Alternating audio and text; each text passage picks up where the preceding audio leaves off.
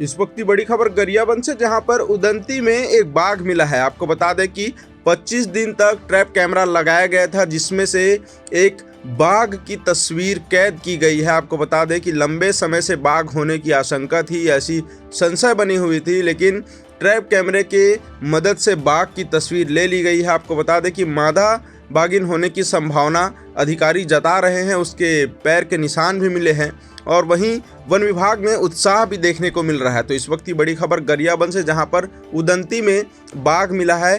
तो इस वक्त की बड़ी खबर उदंती में बाघ मिला है, वहीं उदंती सीता नदी को टाइगर रहवासी क्षेत्र भी बताया गया है। तो बड़ी खबर गरियाबंद से, जहां पर मादा बाघिन होने की संभावना अधिकारी जता रहे थे, उसके पद चिन्ह भी मिले हुए हैं और ट्रैप कैमरे की मदद से बाघ की तस्वीर भी ली गई है। तो इस वक्त की बड़ी खबर, जहां उदंती में बाघ मिला है और वन विभाग में काफ़ी उत्साह जो है वो देखने को मिल रहा है।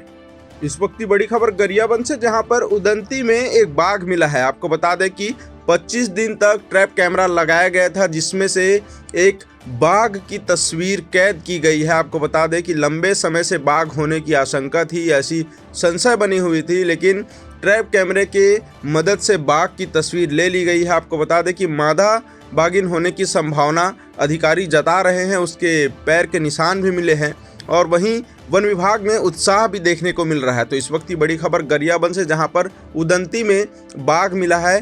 तो इस वक्त की बड़ी खबर उदंती में बाघ मिला है, वहीं उदंती सीता नदी को टाइगर रहवासी क्षेत्र भी बताया गया है। तो बड़ी खबर गरियाबंद से, जहां पर मादा बाघिन होने की संभावना अधिकारी जता रहे थे, उसके पद चिन्ह भी मिले हुए हैं और ट्रैप कैमरे की मदद से बाघ की तस्वीर भी ली गई है। तो इस वक्त की बड़ी खबर, जहां उदंती में बाघ मिला है और वन विभाग में काफ़ी उत्साह जो है वो देखने को मिल रहा है।